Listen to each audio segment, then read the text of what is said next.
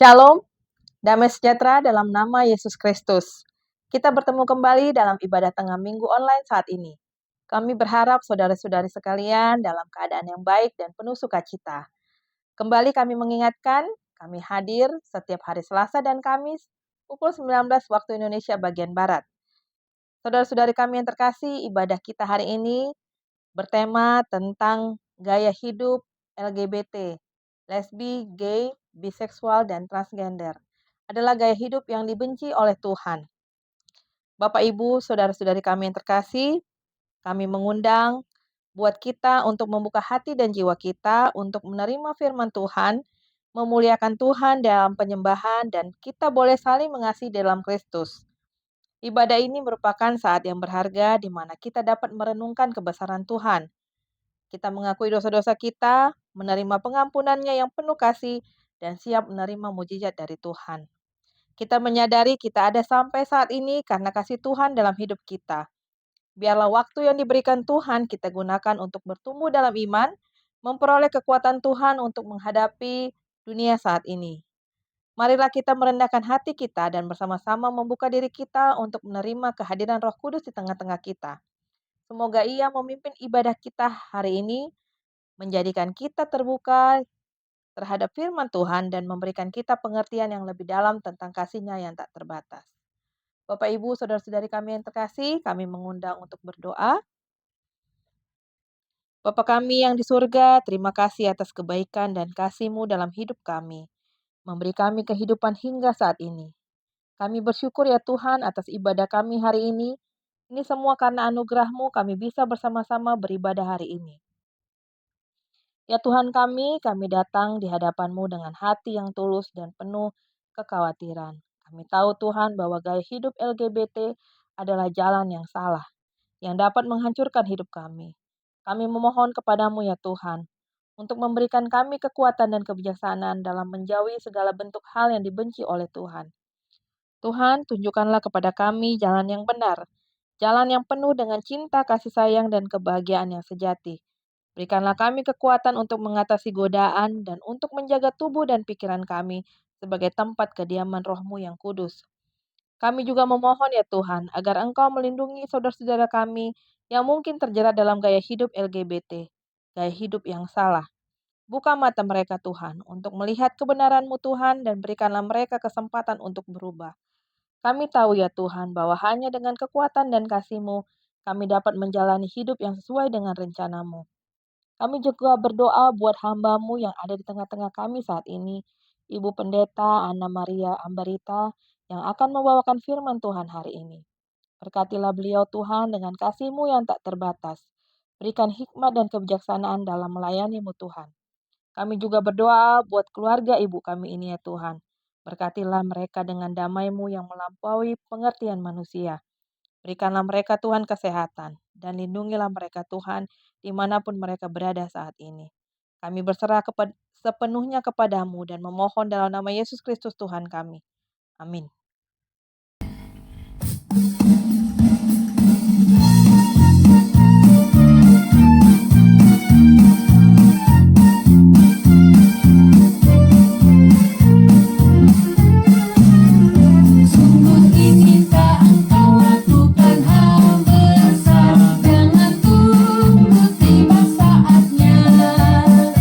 Ini tugasmu kerjakan dengan baik benar.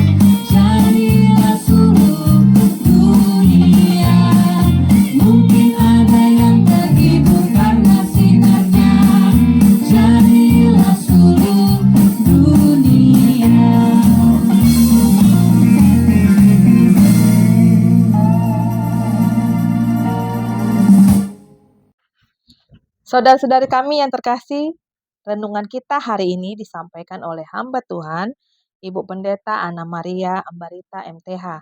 Beliau aktif sebagai pendeta dan konselor. Khotbah kita diambil dari Kejadian 19 ayat 1 sampai 9. Marilah kita bersama-sama merenungkan firman Tuhan dan merasakan mukjizat Tuhan dalam hidup kita. Marilah kita mendengarkan firman Tuhan, kita bersatu di dalam doa. Damai sejahtera Allah yang melampaui segala akal, itulah yang memberkati hati dan pikiran di dalam Kristus Yesus, Tuhan kita. Amin. Bapak Ibu, saudara-saudari terkasih dalam Kristus Yesus, firman Tuhan yang menyapa kita dalam ibadah tengah minggu hari ini, yang tertulis di dalam kitab Kejadian pasalnya yang ke-19, ayatnya yang pertama sampai dengan ayatnya yang ke-9. Baiklah kita bersama-sama mendengarkan firman Tuhan, dikatakan demikian. Sodom dan Gomora dimusnahkan, Lot diselamatkan. Kedua malaikat itu tiba di Sodom pada waktu petang. Lot sedang duduk di pintu gerbang Sodom dan ketika melihat mereka, bangunlah ia menyongsong mereka lalu sujud dengan mukanya sampai ke tanah. Serta berkata, "Tuan-tuan, silahkanlah singgah di rumah hambamu ini. Bermalamlah di sini dan basuhlah kakimu. Maka besok pagi tuan-tuan boleh melanjutkan perjalanannya." Jawab mereka, "Tidak, kami akan bermalam di tanah lapang." Tapi karena ia sangat mendesak mereka, singgahlah mereka dan masuk ke dalam rumahnya. Kemudian ia menyediakan hidangan bagi mereka, ia membakar roti yang tidak beragi, lalu mereka makan. Tetapi sebelum mereka tidur, orang-orang lelaki dari kota Sodom itu, dari yang muda sampai yang tua, bahkan seluruh kota, tidak ada yang terkecuali datang mengepung rumah itu. Mereka berseru kepada Lot, "Di manakah orang-orang yang datang kepadamu malam ini? Bawalah mereka keluar kepada kami supaya kami pakai mereka." Lalu keluarlah Lot menemui mereka ke depan pintu, tetapi pintu ditutupnya di belakangnya. Dan ia berkata, "Saudara-saudaraku, janganlah kiranya berbuat jahat. Kamu tahu aku mempunyai 2 orang anak perempuan yang belum pernah dijamah laki-laki. Baiklah mereka kubawa keluar kepadamu, perbuatlah kepada mereka seperti yang kamu pandang baik. Hanya jangan kamu apa-apakan orang-orang ini sebab mereka memang datang untuk berlindung di dalam rumahku." Tapi mereka berkata, "Enyahlah," kata mereka, "orang ini datang ke sini sebagai orang asing dan dia mau menjadi hakim atas kita. Sekarang kami akan menganiaya engkau lebih daripada kedua orang itu." Lalu mereka mendesak orang itu, yaitu Lot, dengan keras, dan mereka mendekat untuk mendobrak pintu.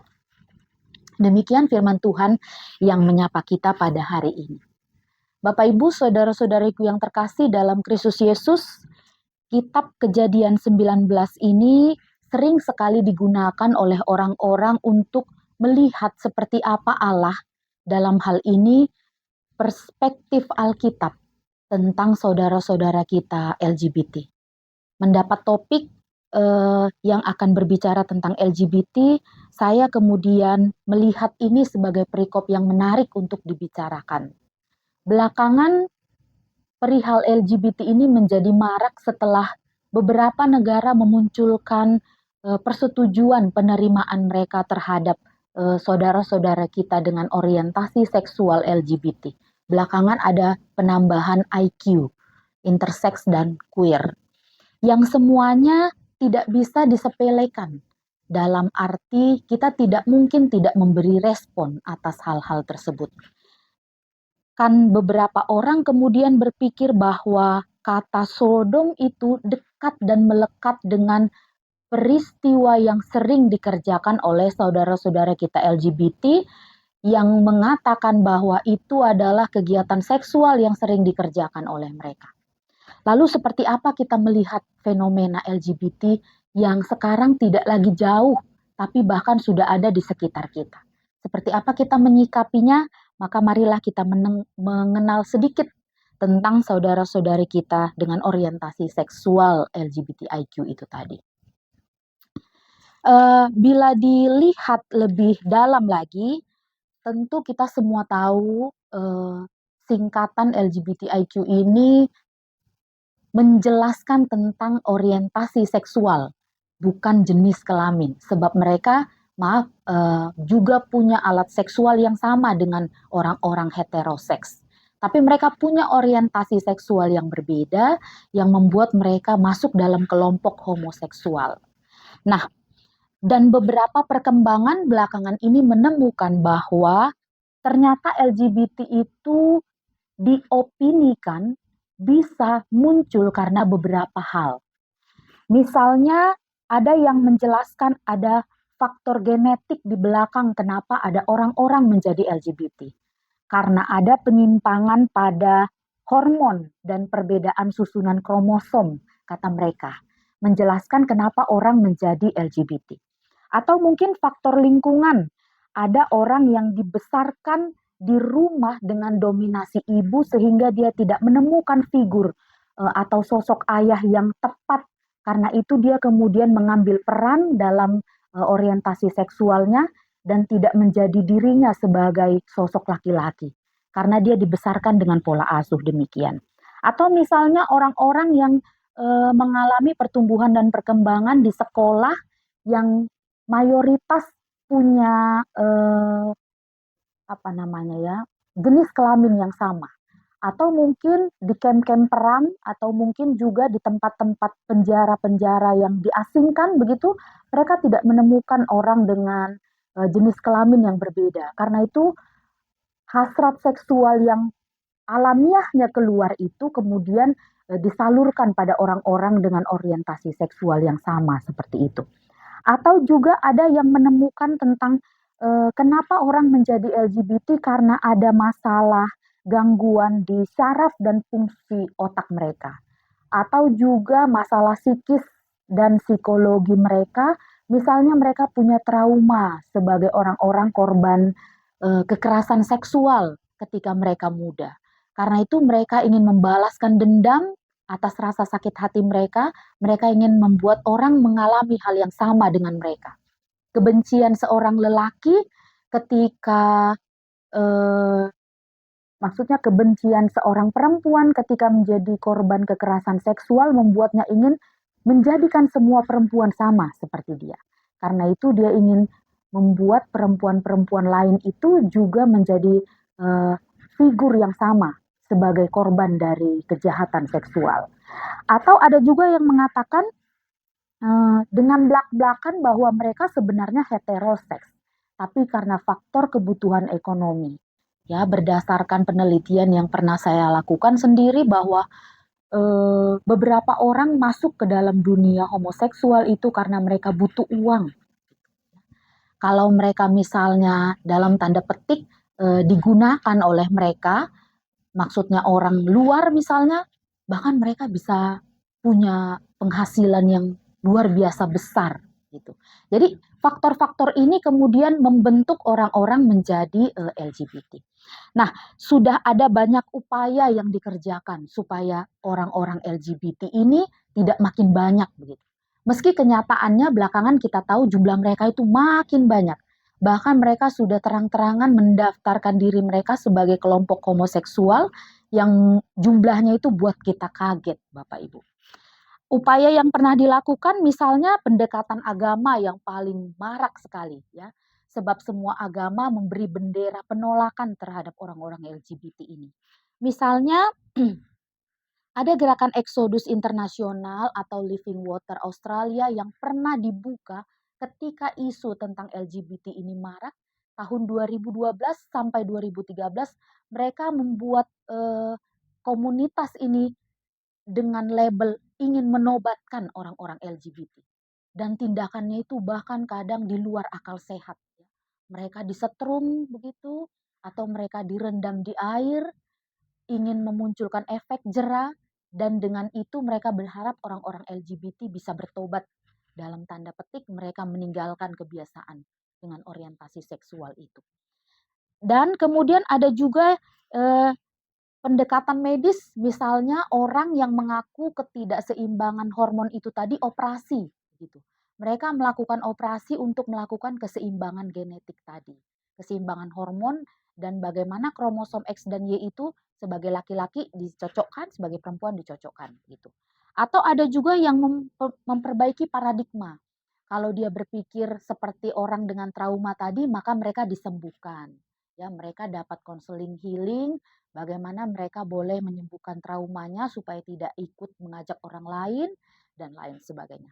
Atau mereka diajari untuk punya pemahaman yang baik sebagai seorang laki-laki, sebagai seorang perempuan dan lain sebagainya. Atau misalnya mereka diperhadapkan bagaimana mereka supaya tidak tergantung pada kebutuhan ekonomi ini, maka mereka diberi lapangan pekerjaan. Tapi yang paling mengejutkan Bapak Ibu, saudara-saudariku, ternyata jumlah mereka tidak berkurang. Ternyata jumlah mereka justru makin banyak loh. Jumlah mereka itu justru makin rame gitu. Nah, itulah sebabnya yang menjadi penting bagi kita adalah bagaimana caranya kemudian. Bila banyak cara itu tidak berhasil. Bila kemudian kita harus mengingat apa yang seharusnya kita lakukan tanpa menyerah bila seandainya itu terjadi di tengah-tengah kita. Nah, Bapak Ibu saudara-saudariku yang terkasih dalam Kristus Yesus, yang harus kita ingat sekalipun kejadian 19 ini sering dipakai orang untuk mengecam orang-orang LGBT, yang harus kita pahami adalah bahwa ternyata dosa Sodom dan Gomora itu bukan tentang LGBT saja. Perjanjian Lama dan Perjanjian Baru menuliskan banyak sekali kesalahan yang dilakukan orang-orang dengan mengecam orang-orang LGBT seperti Sodom dan Gomora.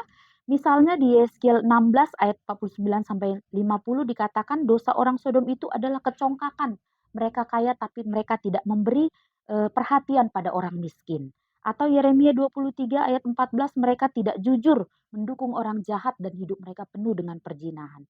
Di Yesaya 1 misalnya mereka hidup sebagai orang yang tidak adil.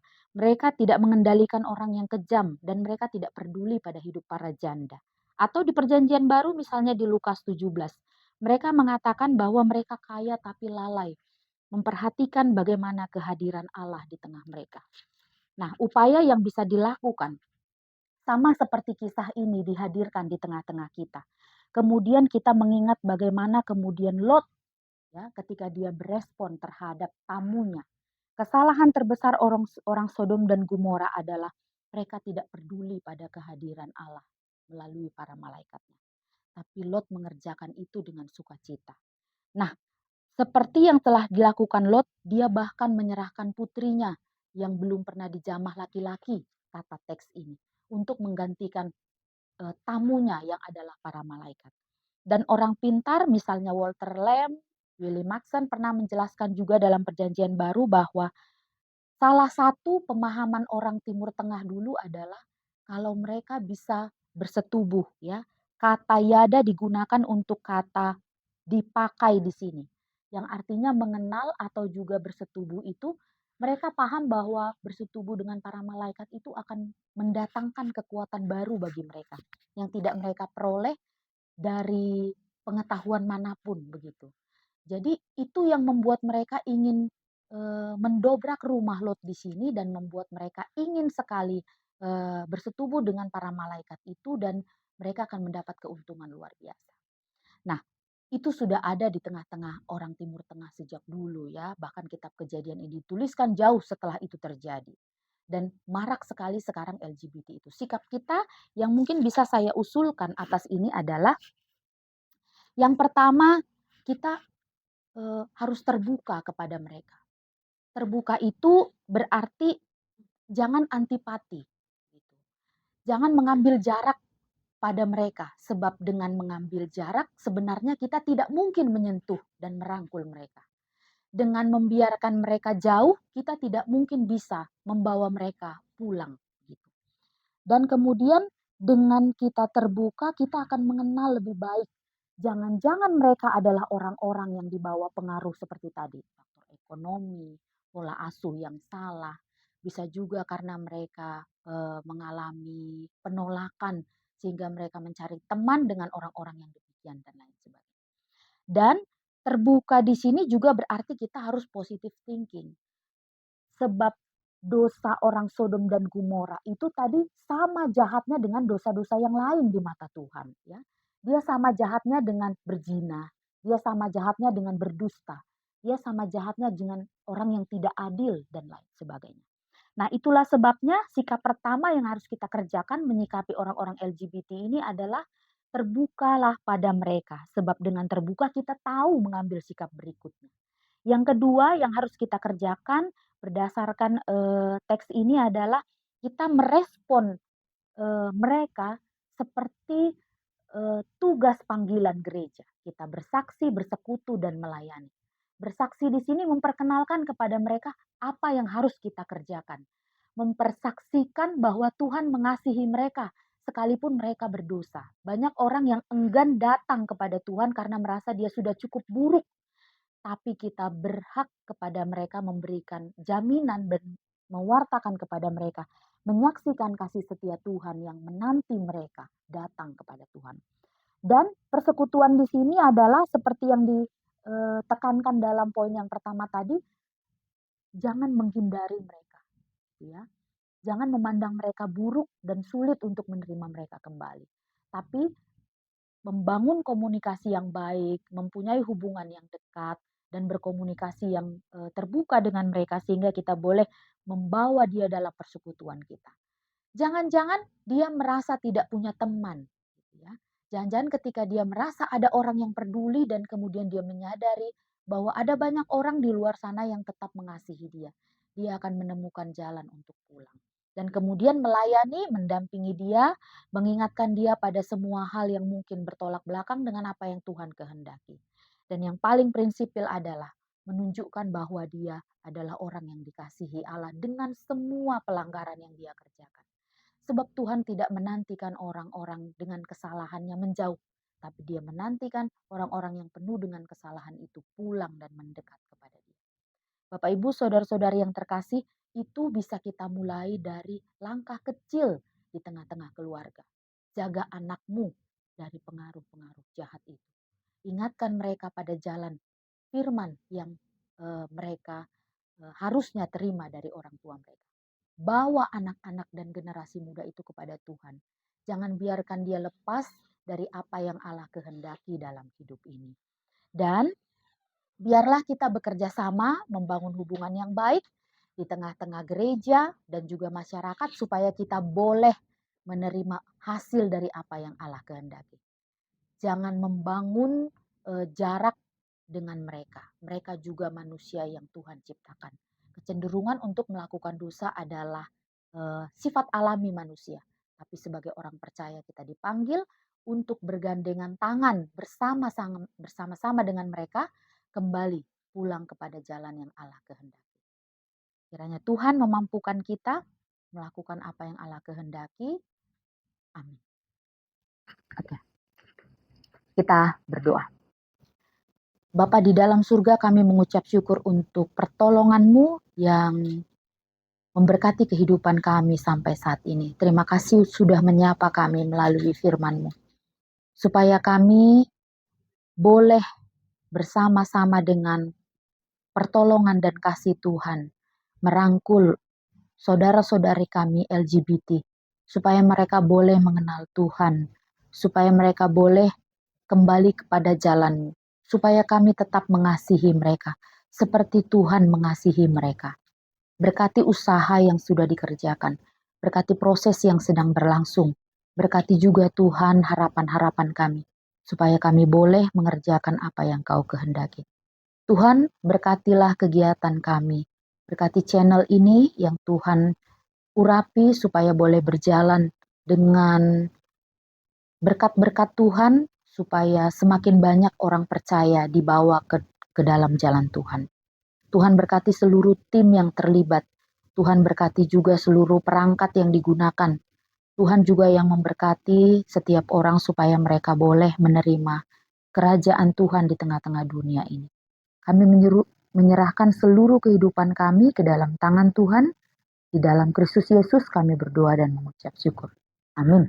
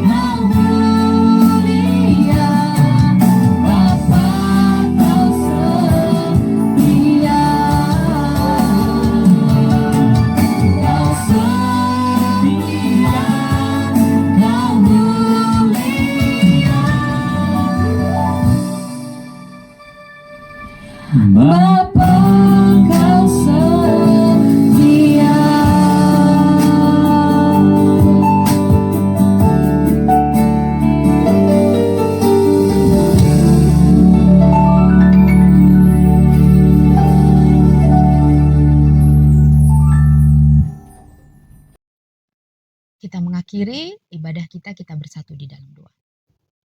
Bapa di dalam surga, kami berterima kasih untuk pertolongan Tuhan yang kami rasakan hingga saat ini.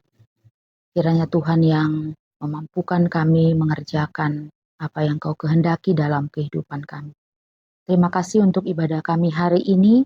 Tuhan kiranya membuat itu berbuah. Semakin banyak orang-orang yang percaya kepadamu.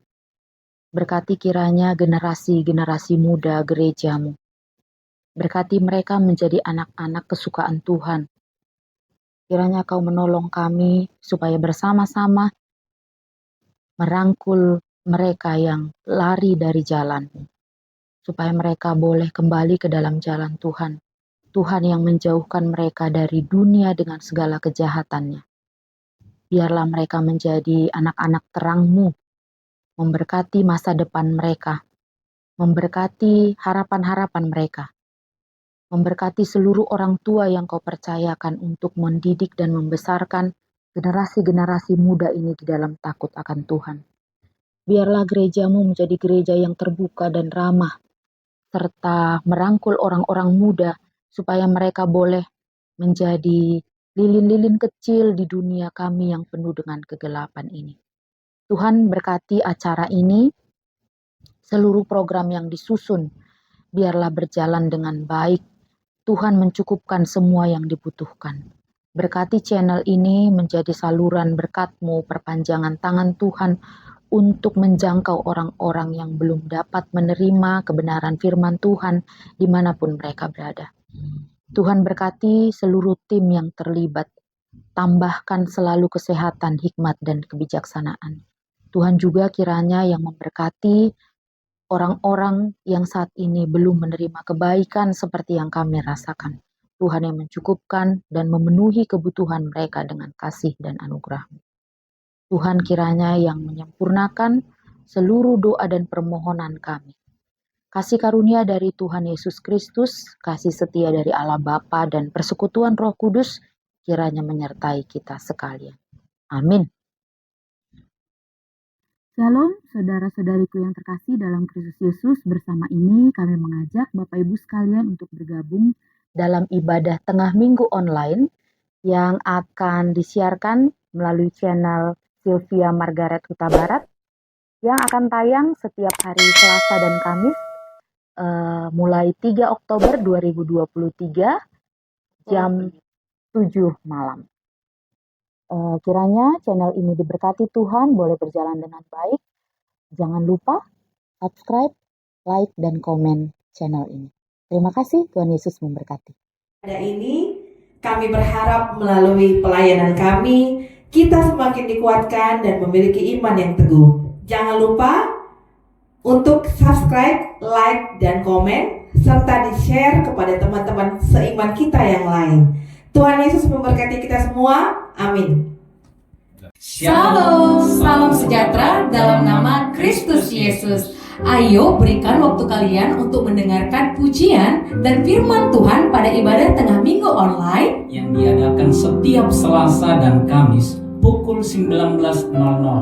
Mulai tayang tanggal 3 Oktober 2023 hari Selasa. Jangan lupa ya di channel YouTube Sylvia Margaret Huta Barat. Ayo bergabung bersama kami untuk kemuliaan nama Tuhan Yesus. Amin.